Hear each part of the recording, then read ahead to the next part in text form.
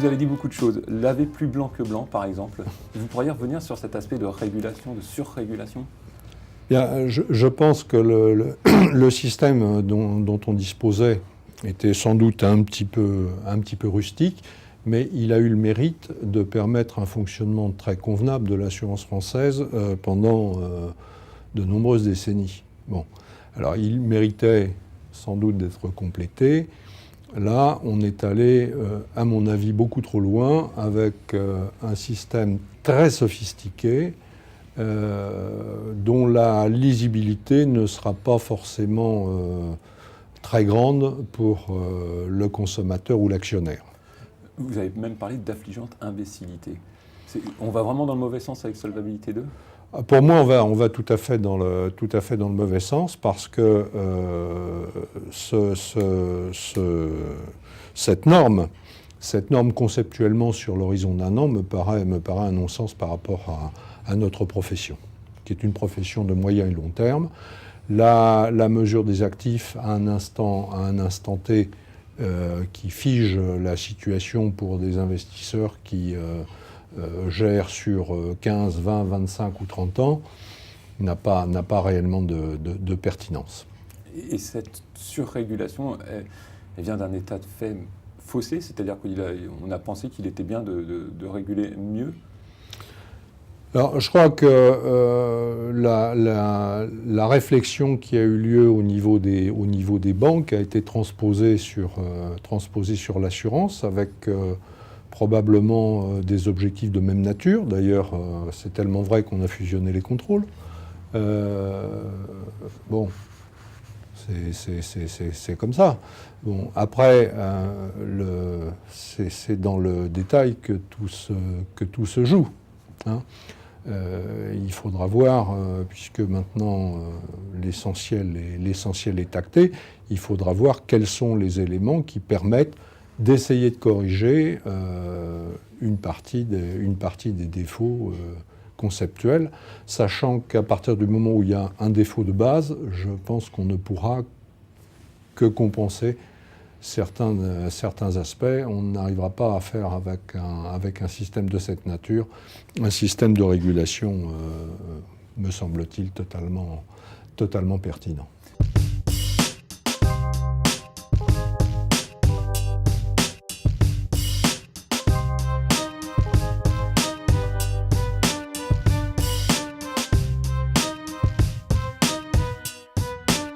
Et enfin, dernier point sur ce passage Solvabilité 2 et régulation.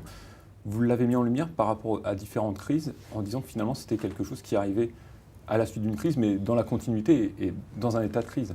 Oui, il se trouve, là c'est un phénomène de conjonction.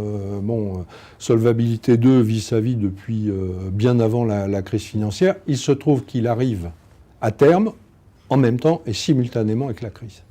Et que donc la conjonction des deux événements fait que ça a un impact beaucoup plus fort. On le voit sur BAL 3, puisque BAL 3 arrive, pareil, pour les banques au moment de la crise financière, et donc a des impacts extrêmement forts.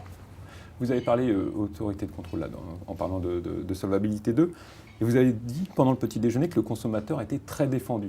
Oui. À regret ? Non, je pense que la défense du consommateur est un élément indispensable. Là aussi, il faut savoir ne pas aller trop loin. Bon. Et je dirais certaines décisions qui ont été prises par la justice, et c'est même en dehors de Solvabilité 2, parce que ça c'est une évolution générale de la société. Hein. On ne veut plus que les gens soient responsables de quoi que ce soit à aucun moment. Donc je signe un contrat, je signe des clauses, on ne m'a pas fait signer spécifiquement telle chose, on va expliquer que je n'ai pas bien lu, que je n'ai pas bien compris, etc. Donc on est dans un système qui est celui de l'évolution générale de la société, qui consiste à rendre les gens irresponsables. Ça n'est pas un système personnellement que j'apprécie. Et vous êtes allé loin dans la réflexion, puisque vous avez même dit que c'était un système qui amenait jusqu'à des conséquences sur l'emploi. Bien sûr. Bien sûr.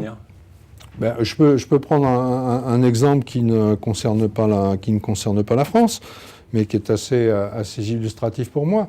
Quand la crise sur les fonds de pension britanniques intervient il y a quelques années, le régulateur, alors sans doute à raison, décide que quand on gère de l'épargne, on ne doit pas, pour les fonds de pension, on ne doit pas pouvoir prélever plus de 1% de l'épargne gérée. Pourquoi pas ? Simplement, à cet instant-là, il se trouve que le marché n'est pas dans cette situation. Et comme les délais pour y arriver sont extrêmement courts, quelle est la réflexion ? On regarde où sont les coûts et on expatrie en Inde une grande partie du travail fait sur les logiciels et la gestion. Donc, trop de régulation, protection du consommateur, les deux mêlés font... peuvent entraîner ce genre de transfert. Hein. La recherche systématique du prix et de la pression sur les prix en permanence a ses limites. On le voit avec les textiles chinois. Vous voulez le t-shirt qui coûte pas cher, très bien, vous le trouvez au supermarché, il coûte pas cher, vous allez l'acheter, et simplement, il y a des gens qui, dans le textile, sont au chômage, et des industries entières qui disparaissent. Donc là, on voit bien que l'arbitrage emploi-consommateur est quelque chose qui est absolument nécessaire. Et je pense qu'on a dépassé le niveau d'équilibre, et on a fabriqué aussi une bonne partie de l'externalisation d'un certain nombre d'emplois. Alors, vous avez abordé la régulation. On a aussi pas mal parlé finalement de lobbying dans l'assurance. Et vous avez dit que les assureurs avaient eu du retard, avaient négligé une présence à Bruxelles rapidement. Oui, parce qu'on était représenté, je dirais, très significativement au CEA, puisque c'était un Français qui le présidait. Mais le système de fonctionnement bruxellois fait quand même une grande part au lobbying, et on n'avait probablement pas investi suffisamment dans ce domaine au titre des fédérations françaises. C'est-à-dire qu'on s'est plus concentré sur la représentation que sur l'opérationnel vraiment ? Je pense.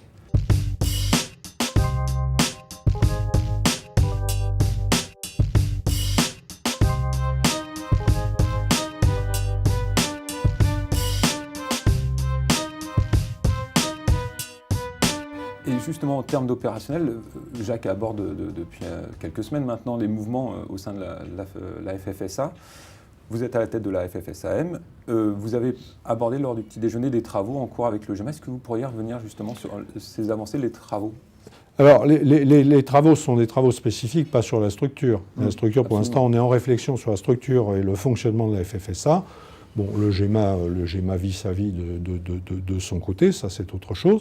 Mais en revanche, on a des sujets mutualistes qui nous sont communs, FFSAM, RAM, GEMA, et qu'on essaye de traiter intelligemment.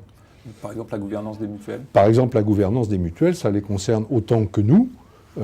Donc il serait absurde de faire des propositions en ordre dispersé, ça n'a pas de sens. Est-ce que vous sentez justement un mouvement d'unification au niveau des familles de l'assurance, au moins sur certains sujets, un rassemblement ? Moi je pense que les temps sont venus d'être beaucoup plus coordonnés et de travailler beaucoup plus en commun sur un certain nombre de dossiers. Il y a eu quand même des avancées avec la création de l'AFA et la mise en commun des statistiques, etc. Donc il y a des choses déjà qui se sont faites. Je pense que le temps est venu d'aller plus loin. D'accord. Et vous avez dit pendant le petit déjeuner qu'une réforme, une avancée, soit ça se fait vite, soit ça ne se fait pas. Vous avez le sentiment que ça peut aller vite maintenant ? Alors là, je visais spécifiquement les travaux de la FFSA.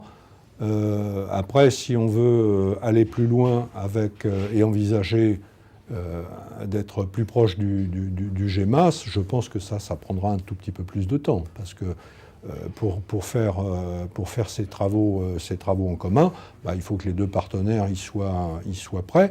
Il se trouve qu'au sein de la FFSA, il y avait des opportunités de calendrier, des travaux et des réflexions qui avaient déjà été conduits il y a quelques années, qui n'avaient pas débouché. Donc le dossier a été repris. Il débouchera, je l'espère. S'il ne débouche pas, je veux dire que d'autres le reprendront après. Dans une période 2010-2011 qui a été un peu dure pour l'assurance, avec les pouvoirs publics justement, où l'assurance a quand même pas mal été mise en cause, assez visée, il y a eu des relèvements de taxes nombreux, vous pensez qu'il est justement important, voire primordial, de se réunir au moins face à Bercy ?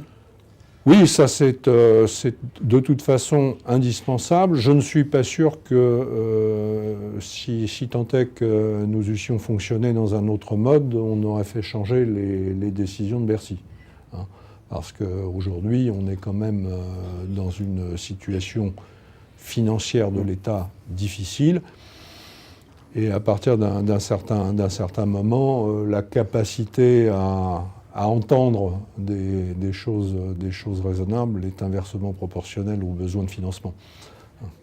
Très bien. Pour la dernière question, on change de casquette. Évidemment, je ne peux pas ne pas vous la poser. Depuis mai 2011, vous avez lancé un plan chez Areas Assurance. Vous en êtes où ? Eh bien, on est en attente d'une décision du juge avec... après avoir passé toutes les étapes de retardement que permet le droit du travail français.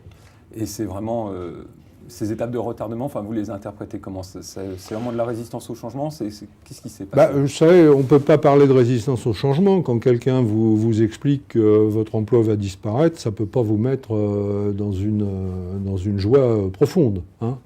Donc ça, je crois qu'il faut mesurer la détresse des salariés qui sont touchés.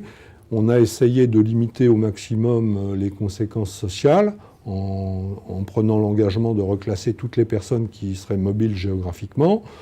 On a essayé de négocier des conditions qui nous paraissent très acceptables pour les personnels touchés de reclassement. Voilà, alors après, on peut toujours imaginer que c'est pas assez, que c'est pas suffisant, qu'on aurait dû faire plus, etc. On a fait ce qui nous paraissait être, je dirais, possible pour l'entreprise et humainement acceptable. Voilà. Très bien. Écoutez, je vous remercie. Merci.